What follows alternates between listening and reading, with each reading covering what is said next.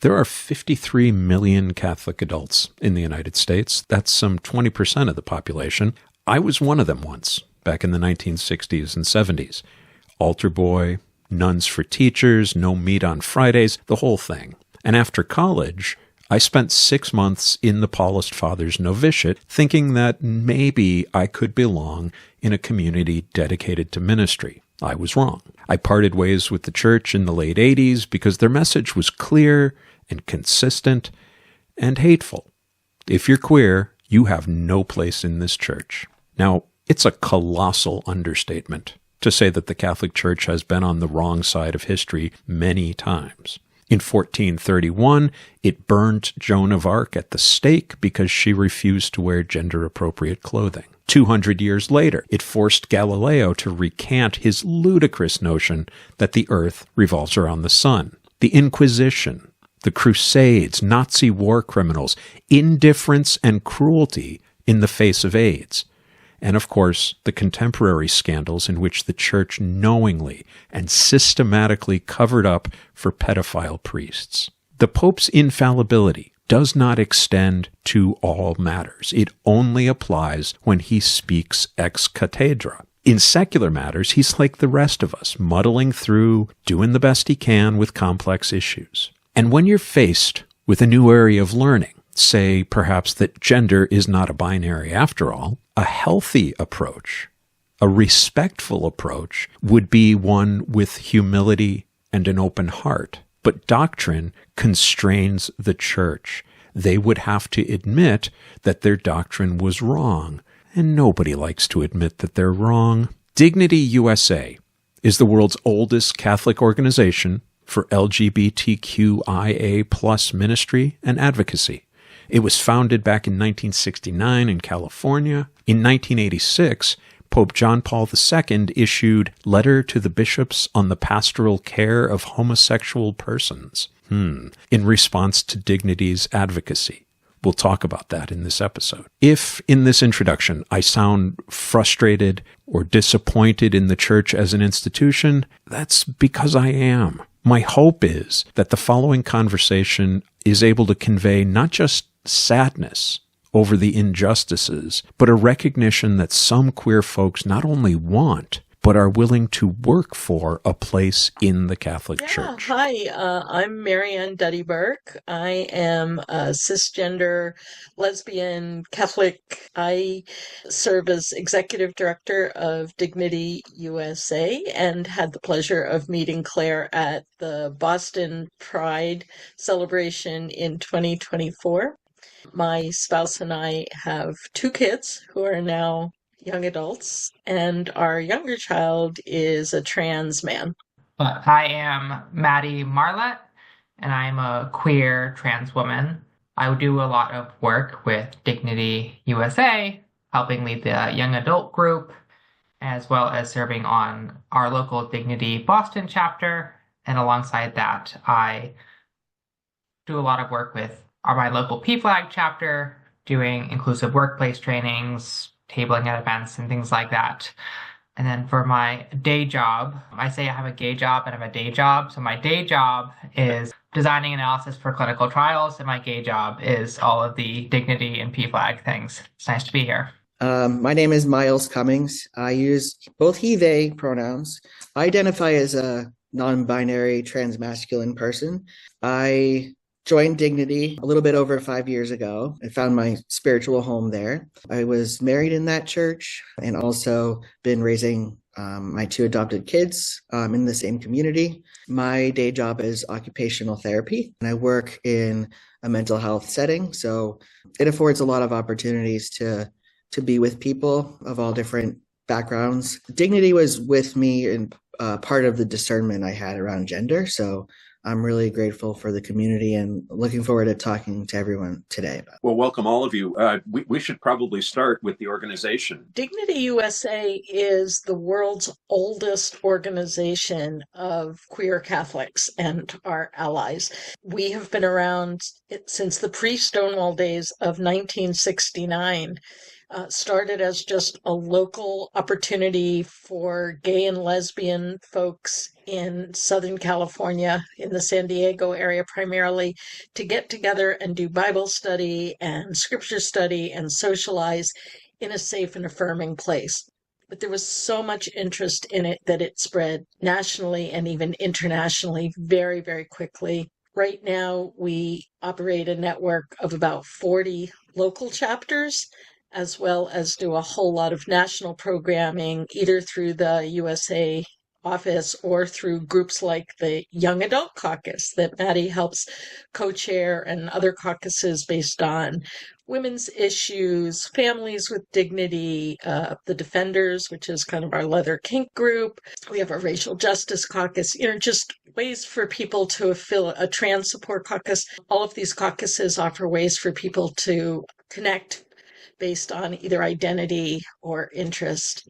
And we also do a tremendous amount of advocacy work. We say that our mission is to work for justice, equality, and full inclusion of LGBTQIA plus people in our church and society. We invite anybody who believes in that mission to be part of our movement. The doctrine, the canon of Catholicism would seem to be not especially welcoming or friendly to queer folks like us. How do you reconcile being part of an organization that isn't welcoming for us? Or maybe let's rephrase the question a little bit. Am I right in that? I sort of see the hierarchy and the institution of the Catholic Church as one thing, and it, has its structure, it has its rules. But then there's also the deeper meaning and the actual people within the structures and things like that, or people that scripture is free. That is not owned by the institution, or these concepts of Catholicism aren't owned by the institution. And so they might take it, interpret a certain way, and they have done that through many different years and have changed their thoughts many different times. I find, for me, that gives all of us license to also do that same thing and interpret it in a way that is affirming of ourselves. That's one thing I really love about Dignity, is that as a largely queer group of people, everyone's had to deconstruct Catholicism and rebuild it in a way that includes themselves, and we all rebuild it in a different way. And that's really fascinating to me.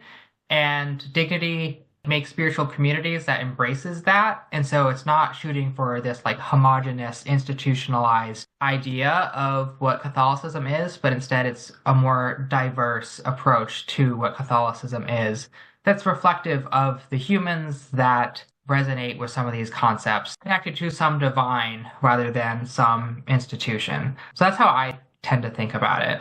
I can agree with Maddy about, I make a distinction between the institutional church and then the church that I feel connected to. For me, I grew up going to Catholic churches in Massachusetts. So although it's a very sort of socially liberal area, culture around where I live, Catholic Church was a conservative place to be, even in those communities. And so, as I kind of realized that I was a queer person, I became more and more uncomfortable in those churches. Even though I grew up there, I knew all the people, it just didn't feel like home to me suddenly. And so for me, the Catholic Church is the faith that I carry that's rooted in the traditions of the church. So, the sacraments, right? Like being baptized, being confirmed in the church, those are still part of how I understand the Catholic faith to be.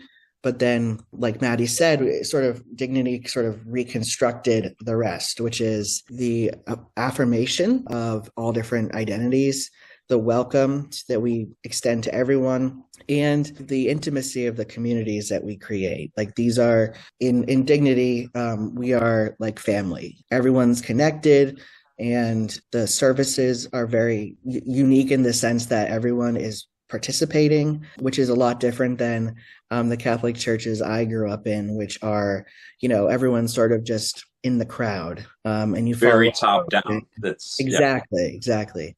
For me, I feel more connected to faith and more connected to the concept of church now than I ever did, having gone to church my whole life in those churches. Myles, you mentioned the sacraments. There are 7. Which of those, let's dump it on me.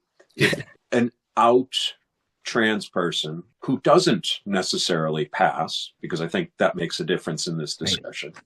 Yeah. Which of those sacraments would I be able to access? Ooh, actually, maybe we should educate our listeners. What are the 7 sacraments? Oh, it's pop quiz time. Huh? Yes. Get your pencils. So we have baptism, the Eucharist, Yeah. the sacrament of reconciliation, what people used to know as confession, marriage, confirmation, ordination, and what people used to call the last sacrament, but now it's the rites for the sick, or the sacrament of the sick. Oh, okay. So, I remember calling that extreme unction when I was extreme unction, yes. Yes, So the I Latin was- speakers, yes.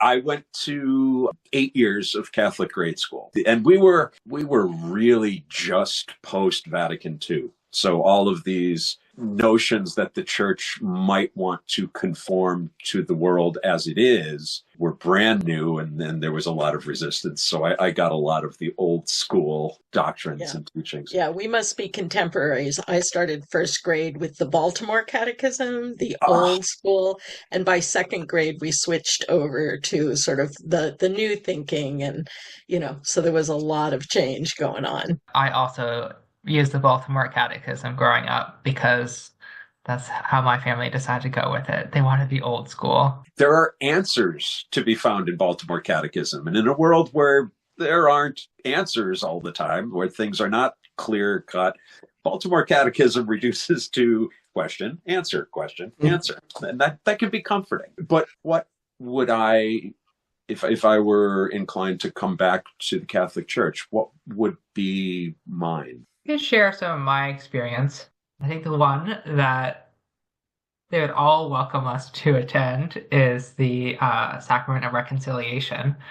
That has certainly been my experience. A couple of years ago, I was, trying to find a parish. It was like right before I found Dignity, and I went through a few places, and I kind of resorted to just like emailing the pastor beforehand and just being like, "Hey, what's up?" And a lot of them were like, "Let's talk and let's like have confession."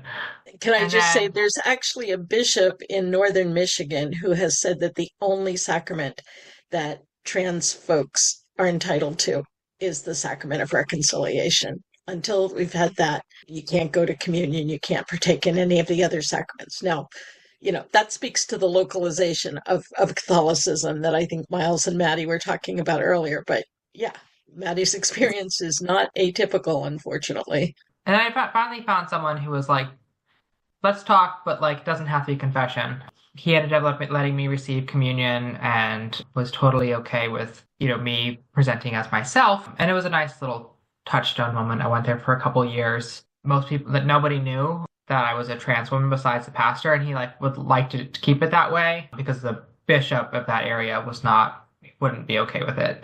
But the pastor was actually pretty accepting, and I was on a bunch of committees, and it was really a wild experience being very stealth at this parish. It was a little bit fun, but ultimately I kind of moved on from it because it was I do want some place that I could fully be myself. But yeah, I think reconciliation is the one they're looking for, and then I think, as Marianne alluded to, it's very localized what you can receive after that. So there was a Vatican doctrine that came out just about a year ago that acknowledged that trans folks, even those who have transitioned to any extent, are welcome to baptism. So that was an interesting clarification. And also said that trans folks could be godparents.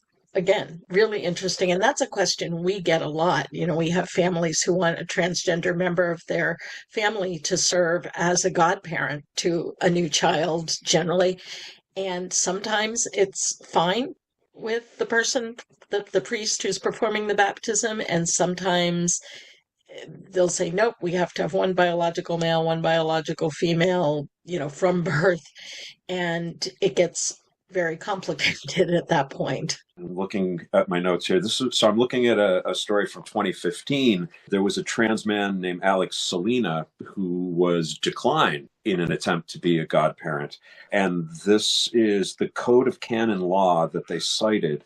This is what it says. In order to be a godparent, you must be a Catholic who has been confirmed and has already received the most holy sacrament of the Eucharist, and who leads a life of faith in keeping with the function to be taken on. Now, of those four requirements, I know of plenty of godparents, and I am one of them, that don't meet those criteria. And yet he was rejected simply on the basis of being trans, which on one level is fine if those are, if those are the ground rules for the institution, but they're basing it on the fact that this person is not leading a life of faith in keeping with the task of godparenting. And that seems harsh to me. It's definitely a question of, in whose judgment, and what does it mean to leave a life of faith? I mean, this could be the person who is doing the most gospel-based service in their lives and who has a very deep relationship with God, who's very active in a faith community, or, what does that definition mean, right? To lead a life of faith. I mean, the fact that our church is structured so that so much power is vested in one person often, and that person is not accountable to anybody but his superiors, is one of the issues that we take on all the time. Yeah. And I would also point, the other resource that we offer to people is that there is a canon. A canon is a part of the law that governs church operations. I believe it's Canon 240, that guarantees individuals the right to privacy. You do not have to disclose information if there's a chance that doing so could jeopardize your chance to participate in something that is really important to you. Obviously, we are working towards a church that we want everybody to be able to be open and honest about who they are. We believe that every sacrament in the church should be open to everybody, regardless of gender, sexual orientation, gender identity, gender expression, marital status, relational status. We have adopted policies for that, and we work for that every day. Yeah, and in the reading I was doing, I think we're referencing the same sort of statement that came out about a year ago. I think the language around baptism had qualifiers as not unexpected, but I think the language was as long as there's no risk of causing a scandal or disorientation to other Catholics, which I think is hysterical because there are so many people who attend, Catholic Church who have broken any number of rules. And it's just unfortunate that some parishes are comfortable welcoming those people back in after they're divorced or, their discretion from whatever sort of commitment they've made. But a trans person like myself, if I go to church and want to be baptized, it might be confusing to other people. It's like, it should not be confusing that I've, studied, learned, made a commitment and want to be part of a church. But in the sort of cultural and political environment we live in, there's so much concern about how are trans people ruining everyone else's lives. And it's like, we're just trying to be ourselves. We're just trying to find home. We're just trying to find spiritual connection. And it's a shame that we're judged based on just one aspect of our being. And the notion that a couple of vocal people who aren't even really necessarily sincere in their, was the word confusion? Was that the word we used? We're not sincere in their confusion, but rather just determined in their opposition, right, could prevent you from access to the spiritual things you need. Marianne, you and I are of an age where that thing that I just read would have been applied rather liberally to divorced Catholics, right? Because divorced Catholic is an oxymoron, at least when I was growing up. Yeah, and still church teaching calls folks who are divorced and then remarried or divorced and living together or in same-sex relations in irregular relationships. Wow. It's to this very day, again, Vatican documents that have come out in recent months still use that kind of language. There's just so much that is dated, outdated, and harmful in the church, in a world that is moving so rapidly. And again, that lack of input that people like us who are living lives and trying to be faithful to some really deep spiritual principles and who want to be part of spiritual communities have, the fact that so much is going on that impacts people like that, I think is really reflected in the fact that the Catholicism has lost over 40% of adults who were raised Catholic, and it's not just Catholicism. Many denominations are experiencing similar losses, but I think for a church where, for so many of us, you were born Catholic, you were raised Catholic, you lived Catholic, you died Catholic, it's just not the case anymore. People are really willing to express their dissatisfaction and the lack of care that they've received as being unacceptable by walking away. Today's episode of Transqat is sponsored by Small State Provisions. Small State Provisions is more than a bakery. It's a welcoming space for everyone. Proudly LGBTQ owned, this community-focused bakery creates hand-shaped sourdough, flaky pastries, and fresh brewed coffee using organic, locally sourced ingredients. With locations in Avon and West Hartford, Small State Provisions offers not just great bread, but a safe, inclusive environment where connections are made and everyone feels at home. To learn more, visit smallstateprovisions.com or follow them at smallstate on Instagram. People can make other transgressions in the eyes of the Catholic Church, but still be welcomed to sit at the pews and receive the sacraments.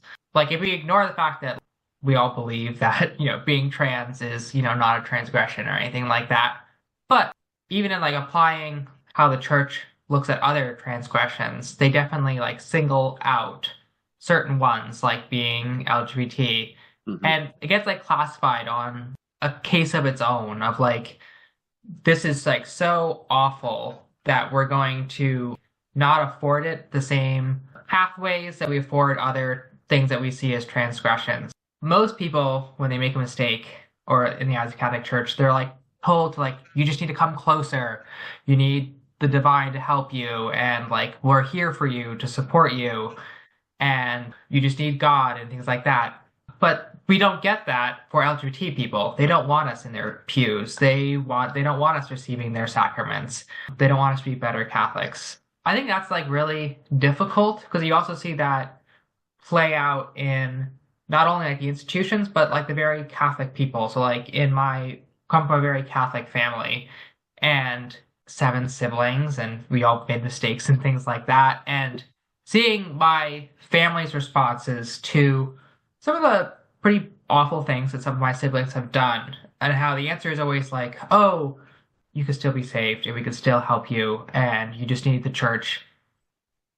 And I come out as trans, and then none of that exists for me, because it's a second order of just removed from the institution. And I think that part is particularly damaging, of just they are so focused on this thing that they can't even see a pathway forward and don't afford it the same rights and dignity that they afford other human beings. They're not worthy of the support and ministry that they would afford other people that they see as have made transgressions. Well, the sacrament of reconciliation isn't available to us de facto. I mean, they might say it is, but I could go into confession and confess that I had cheated on my spouse, or that I had, I don't know what, I had stolen this or that. I can't go into confession and apologize for being trans. If you're going to say, I'm not welcome here, prima facie, then there is no place for that conversation to go. So do you guys see now that the Catholic Church is a huge global institution, and very often, traditionally, the U.S. contingent has been seen as being embarrassingly progressive, and the Vatican is not comfortable with that at all. Do you see your job with Dignity attempting to move that enormous ship a few degrees at a time? Or do you see yourself as just carving out a safe space within that institution for yourselves? I would say we see ourselves at this point as extra institutional Catholics. Okay. At this point, as having small Catholic faith communities that exist alongside the institutional church. And part of that is, our own design, because we understand that it is life harming for queer people to live under the rubrics of the church, and many folks have just so totally rejected any of those kinds of teachings that say we're second class or mistakes or evil or any of those kinds of things. And part of it is de facto. I mean, back in 1986, the Vatican marked Dignity as a dissenting organization because we talked about sexual orientation, being gay, lesbian at that point, as good. And then later on, we became very clear that we supported intimate relationships. And of course, since then have worked for the right of trans people to live in their true identities. So, we're excluded from all Catholic spaces. We can't speak in Catholic institutions. We can't use Catholic retreat centers, all of those kinds of things. But yes, we see it as being really important to tell the truths of our lives to Catholics, to the Catholic institution, and to try and shift the identity of Catholicism. And I think in some ways we've been really, really successful in doing that with the church as the people of God. We have seen tremendous growth. When Dignity began, in the late 60s, early 70s, the vast majority of Catholics saw being queer as sinful and probably sick and sinful, all of that, very much aligned with society.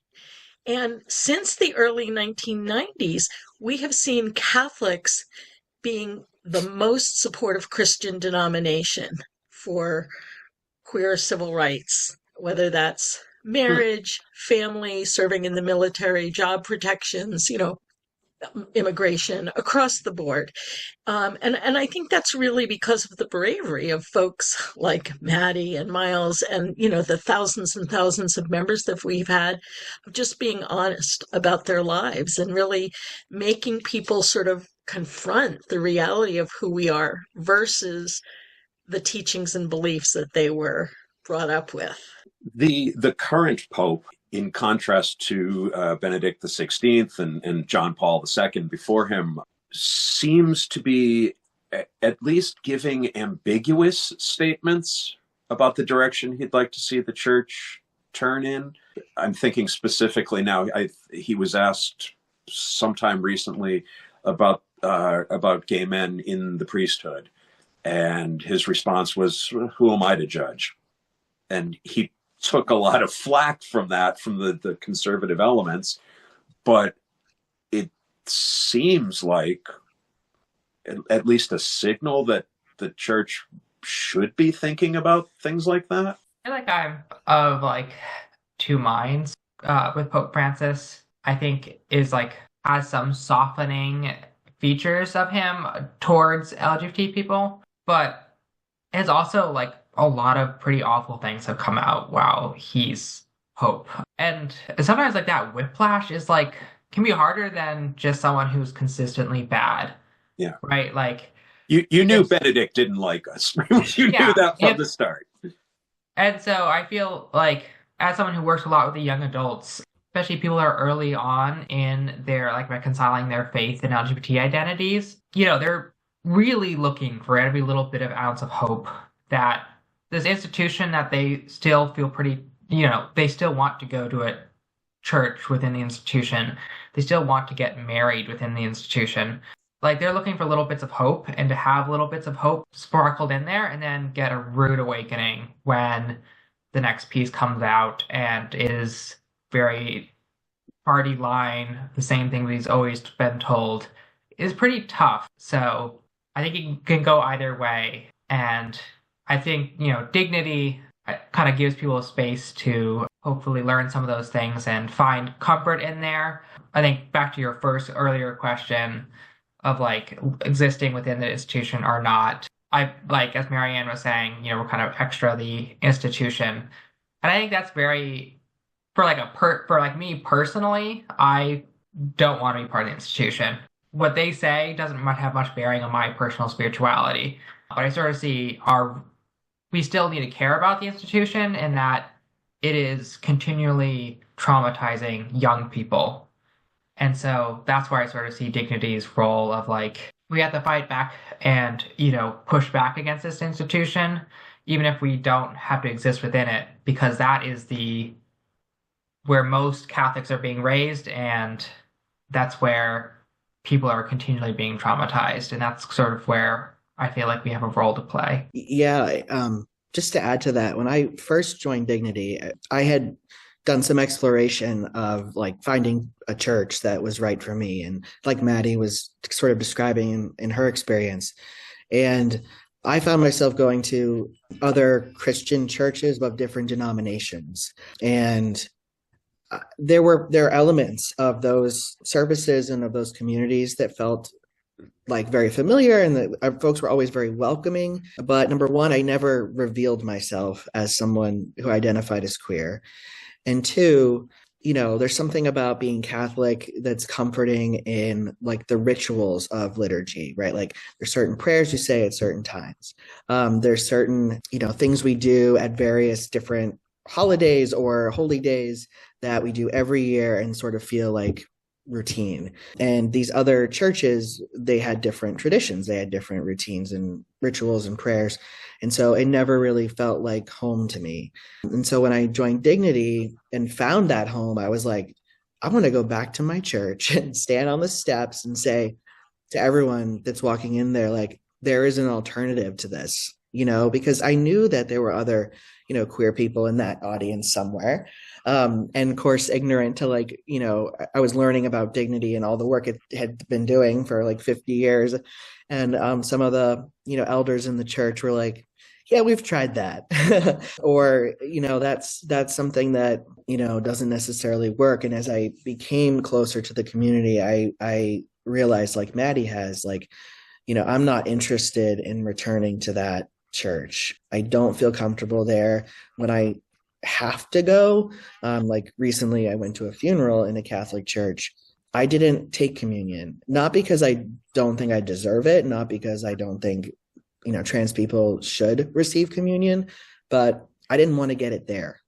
I didn't want to walk up in front of everyone, including members of my family that think I shouldn't take communion, and do that because, I would rather do it in a place where I feel loved for who I am, like I do at Dignity.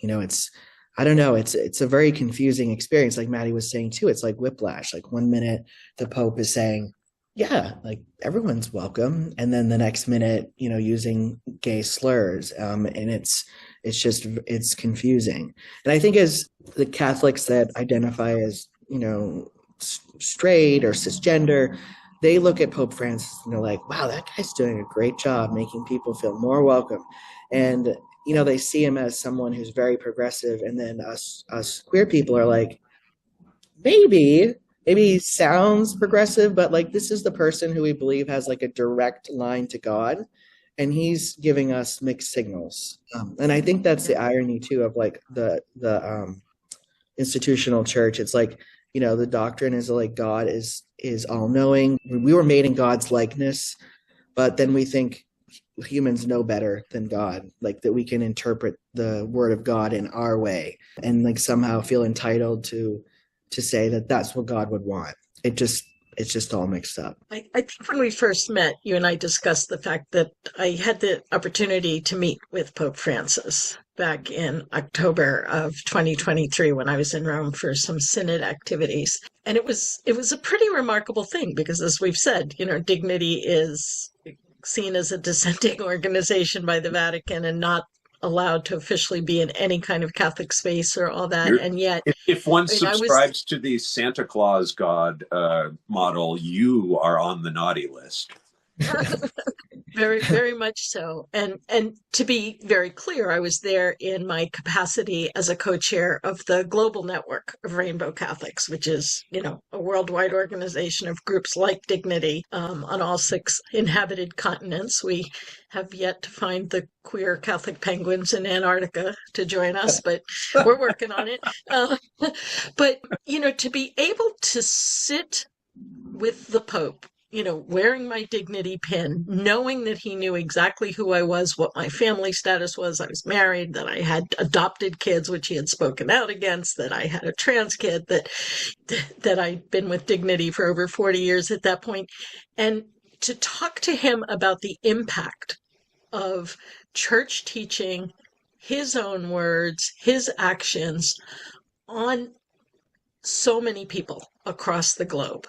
It was a really amazing experience and an amazing responsibility to carry that and to sit there and to say to him things like, your statement on decriminalizing homosexuality is really important, but you have to do more than speak the words. You have to make sure that this is implemented because we have bishops all across the world who are supporting legislation to make being gay punishable by death, and Catholic legislators and Catholic country leaders and judges who are enforcing this and making people's lives miserable, to be able to sit there and have him hear that and, to talk about healthcare access and education access and the ways that people's lives are being limited by the policies of the church was really important. And then at the end of it, what he said to me is, and to the 3 of us who were there from the Global Network, was, your work is really important. Keep moving forward. And to me, it really symbolized the fact that our church, not just in the Vatican, but across the world, is struggling with 2 different goals. One, they want to remain true and maintain these teachings that are so damaging and so false and so untrue and so sinful. And at the same time, they want to be pastorally welcoming. And until there is an acknowledgement that those 2 things cannot coexist, Francis and everybody else who is part of the institutional church are not going to have clarity about how to move forward and are not going to be able to truly love and accept folks like us. And it's a door that would benefit them to have people going in both directions through. The church would benefit from the participation of queer Catholics. The queer Catholics would benefit from being in the shelter of the Mother Church. It's something that in theory seems to be a win-win, but is not going to happen in our lifetime. I was looking at this document, Laudato Si, that the Pope put out recently, and he is talking about the human body as a metaphor for dealing with climate change realistically. And he says, the acceptance of our bodies as God's gift is vital for welcoming and accepting the entire world as a gift from the Father. Whereas thinking that we enjoy absolute power over our own bodies turns, often subtly, into thinking that we enjoy absolute power over creation. Now that, I gotcha. Yep. That you would want to treat the world with respect. Who's going to disagree with that? But this metaphor of the body is very clearly directed at us, where he says, also, Valuing one's own body in its femininity or masculinity is necessary if I am going to be able to recognize myself in an encounter with someone who is different. Do not mess with what God made, is what is very clearly being said there. And thank you for speaking out against, in favor of doing something about climate change. Thank you for speaking out in defense of the planet. Did you have to throw me under the bus in order to do that? Hi, folks. It's Claire interrupting. I'll keep this brief. Please consider donating to support the show. If you go to transqat.com, that's TRANSQAT.com, hit the support button and then donate. You can also visit the Transqat store and support us that way. And if you're a business or an organization, please consider sponsoring the show. We have a few slots left for season 3, but we will also be looking for sponsors for season 4. Thank you for your support. I've also read that, and when I was sort of thinking about that, it was like, wow, these people have not talked to a trans person. They don't understand what the stakes are. We didn't choose this. We were born this way. I have distinct memories of being like 4 or 5 years old, praying every night to wake up in a different body. This is how I was made. This is the brain I was given, and this is the body I was given. And my steps to affirm my trans identity, it was a way to preserve that body. I was towards the end of college and, sort of knew about my trans identity and I was like, there's no way I could actually take any steps to do this. And so, I would lose all my family and things like that. And there's no way I could do it. So I was like, okay, I'll try to just survive. Then it was after a, concerned conversation with my best friend and my therapist. And it was clear that I was going to hit like a mental health expiration. I realized that, there's one choice to be made. And that's the choice to live. That's the choice to preserve my body. And the way to do that was to affirm my gender that had been with me since like childhood. It wasn't something of, trying to control or have creative power what the divine had given me. It was how to embrace what the divine has been telling me since I was a child, learn to preserve and continue along in this world rather than hitting that mental health expiration. It ultimately, the gift that was given to each of us is life, not a particular shape of life, but life. And what you're saying is 100% true, that protecting that life that you were given, that's how you can give glory to God, by saying, I recognize this as a gift of incredible value.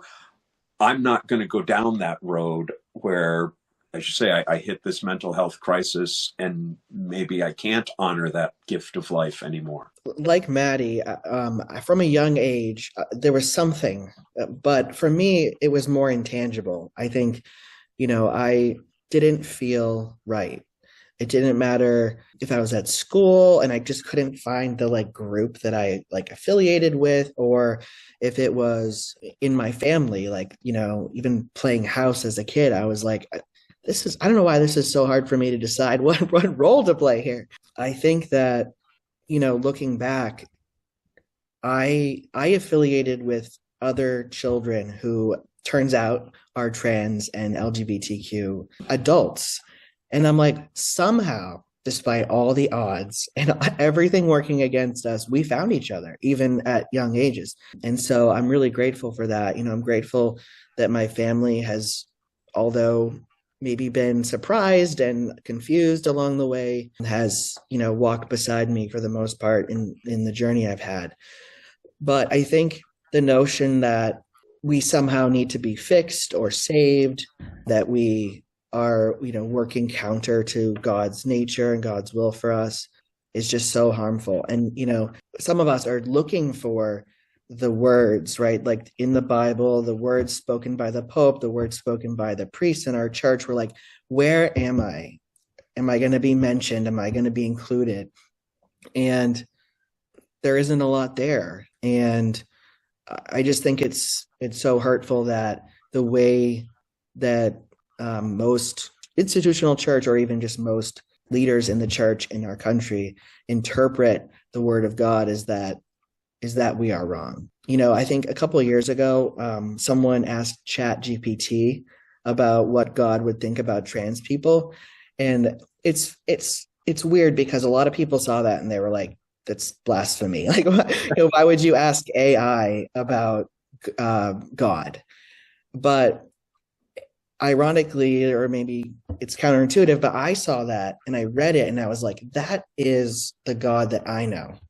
The God I know says, I'm welcome regardless of my gender. And the way it was phrased was just so nice. And I'm like, it's just a shame that not everyone can see this God and feel connected to this God, because I truly believe that's who God is. Marianne, did you ever hit a point where it felt like an either or choice for you?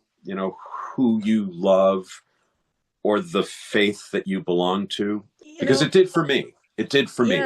I took the church at its word. It was very, very clear that the church did not want me. And I said, okay, fair enough. Yeah, and I think that's so true of many people of my age and, a little younger, a lot older span. I think I was very lucky when I had my first crisis with the church. I had a priest strip me of my leadership role in the Catholic community I was in college when he found out that I was gay. Somebody outed me to him, and I instantly knew he was wrong, that he did not speak for God in that instance. And what I lost was community. I mean, I lost Catholic community for a long time and struggled to find it, but I never lost my faith in God. I never lost my conviction that I was valued. So somewhere in my faith training, whether it was from family or my Catholic school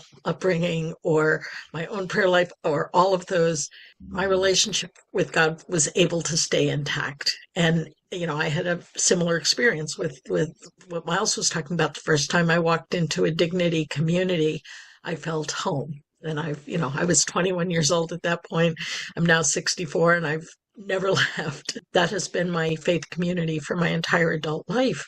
And I just sort of feel, the gifts that I have gotten in terms of spiritual growth from connection with trans and non-binary people are so rich that I wish we could share them. It has helped me understand what it means to believe in an all creative God, an endlessly expansive God. If we can have a variety of human identities, it is humbling, right? To think that how we envision God, how we think about humanity is being challenged by the increased visibility of the gender spectrum in our world today. I believe it's always existed and has just been suppressed in many cultures and many times. But how humbling it is to us to really stand in awe before this creativity, this boundless creativity of God, and how much it could enrich us as people of faith if we could delight in the richness that everybody's ability to live their lives fully would bring.